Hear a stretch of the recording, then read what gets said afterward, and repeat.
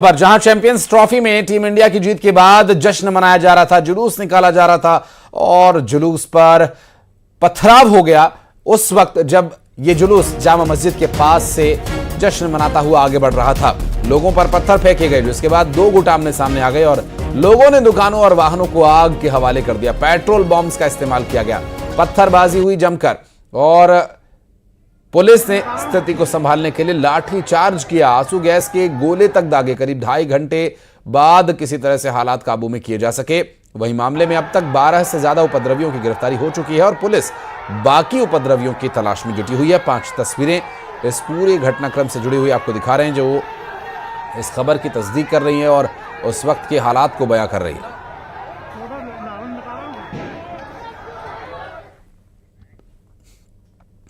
फिलहाल पुलिस ने मोर्चा संभाल लिया। ग्रामीण एसपी हितिका वासल ने मौके पर पहुंचकर स्थिति का जायजा लिया और उपद्रवियों की गिरफ्तारी की उन्होंने बात कही। फिलहाल स्थिति नियंत्रण में बताई। संवेदनशील इलाकों में पुलिस छावनी में तब्दील कर चुकी है पूरे इलाके को। अब मामले में 13 लोगों की गिरफ्तारी के बाद ये माना जा रहा है कि आगे स्थिति और स्पष्ट हो सकेगी जब पूछताछ और बातचीत में कुछ और खुलासे होंगे।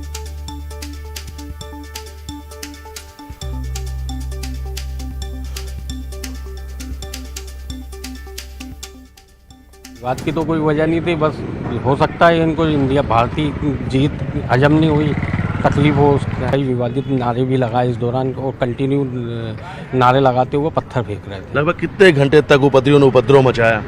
1 से 1.5 घंटे तक के उपद्रवियों ने लगातार खूब उपद्रव मचाया। हिंदू घरों को चुनिंदा हिंदू घरों को टारगेट किया, तो पत्थर फेंके, आग लगाई, पेट्रोल बम फेंके और इस दौरान धमाके की भी आवाज़ आई। तो हो सकता है गोली भी चलाई हो या कोई बम फेंका हो। पुलिस लगातार अरेस्टिंग कर रही है और ऑलरेडी आप जैसे देख रहे हैं पुलिस फोर्स पूरी तरह तैनात है और पूरा माहौल जो है वो भी अब शांत है। अब तक कितने लोगों को इसमें क्योंकि बहुत सारी टीम्स लगातार अरेस्ट कर रही है तो एग्जैक्ट नंबर मैं भी नहीं दे पाऊंगी, कुछ देर के बाद मैं एग्जैक्ट नंबर दे पाऊंगी। गिरफ्तारी हो पाई है जी, उन लोगों की पहचान की जा रही जो नकाब पहनकर? सबकी पहचान की जा रही है और एक-एक को खंगाल के पुलिस गिरफ्तार कर रही है। चैंपियंस ट्रॉफी में भारत की जीत के जश्न के दौरान इंदौर के महू में हुई हिंसा के बाद अब हालात पूरी तरह काबू में है। देर रात क्षेत्र में तनाव की स्थिति बन गई, लेकिन सुबह हालात सामान्य है।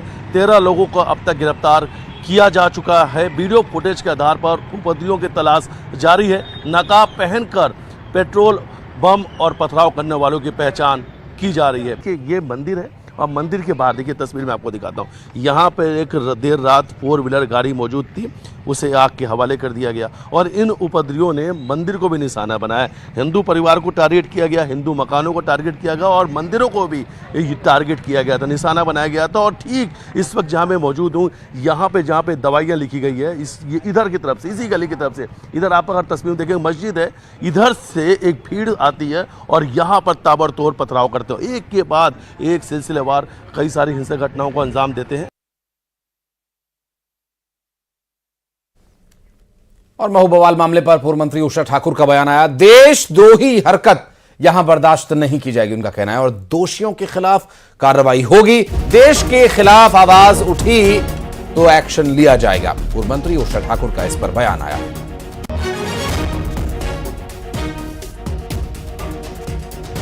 यदि वो अपराधी हैं, वीडियो में चिन्हित हो रहे हैं,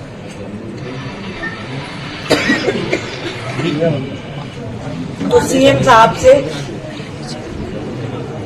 ये रिक्वेस्ट की जाएगी कि अभी यहाँ कोई बंडा बस्ती हो, हैदराबादी बस्ती हो, जामा मस्जिद हो, एक क्षेत्र से भी यदि सिर उठा, कठोर सबक सिखाने की ताकत सरकार रखती है। देशद्रोही कोई हरकत यहाँ बर्दाश्त नहीं। और इंदौर के महू में हुए उपद्रव के बाद कई परिवार अभी भी सदमे में हैं। पत्ती बाजार चौक पर रहने वाले राधे कौशल का घर उपद्रवियों ने पूरी तरह से तहस नहस कर दिया। मकान की खिड़कियां दरवाजे पूरी तरह से क्षतिग्रस्त कर दिए गए और उपद्रवियों ने ईंट पत्थर से टारगेट कर घरों को निशाना बनाया और शीतला माता मंदिर पर भी पथराव किया। लोगों का कहना है कि उपद्रवी देश विरोधी नारेबाजी कर रहे थे और चैंपियंस ट्रॉफी में भारत की जीत पर ऐतराज जता रहे थे। इस वक्त हमारे साथ राधे भैया, इन्हीं का मकान है। आपके मकान में इस वक्त हम खड़े हैं, चारों तरफ ये पत्थर ही पत्थर नज़र आ रहे हैं। यहाँ तक कि ये जो गेट है, ये हमने तस्वीर में देखा कि इस दरवाजा जो है पत्थर से टूट चुका है। शायद ये पत्थर घर के अंदर चला गया होता तो कई लोग जख्मी भी हो सकते थे। मतलब देखा जाए तो पत्थर, एक एक पत्थर का मतलब 2 से 3-3 किलो के पत्थर हैं। यहाँ पे दरवाज़ा टूट गया, सीसीटीवी टूट गया, ये टूट गया, इधर दरवाजे टूट गए, वॉशिंग मशीन रखी थी वो टूट गई, और इतने प्रेशर से बड़े बड़े पत्थर आ रहे थे नीचे। एक तो दुकान में आग लगा दी, घर में पूरा धुआं भर रहा था और लगातार पत्थर फेंक रहे थे, और यह घटनाक्रम लगभग 1 से सवा घंटे तक के चलता रहा। प्रशासन यहाँ पे फोर्स नहीं था, इस कारण आने में काफ़ी लेट हुआ। देशद्रोही नारेबाजी भी हुई। जी हाँ, बिल्कुल।